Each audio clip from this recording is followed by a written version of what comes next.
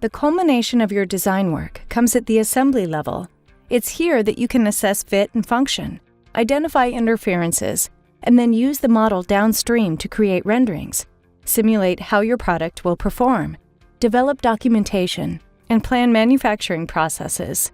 But first, you need to put it all together. Just like in the part modeling environment, a marking menu is available that contains a complete list of your most commonly used assembly commands right at your cursor, such as placing components and adding constraints.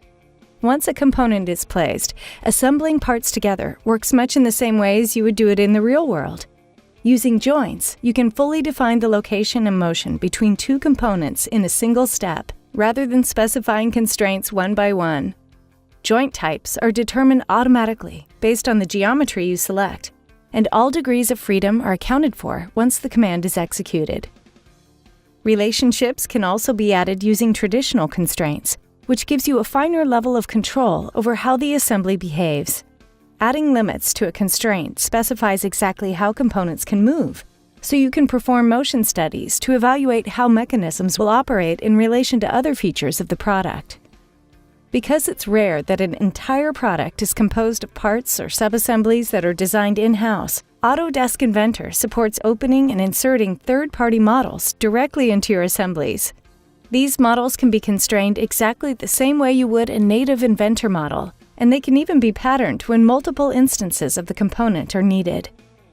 And because there is an associative link to the original file, if that file changes, then it will be automatically updated inside the assembly without having to go back and reapply all your constraints.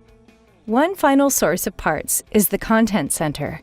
750,000 parts covering 18 international standards. It's like taking a trip to a perfectly stocked hardware store. Many components from the Content Center have intelligent mates built in, so constraints are created as you drop them into the design. They can also be resized dynamically in the window, and existing patterns will be followed so components are created automatically at each appropriate location.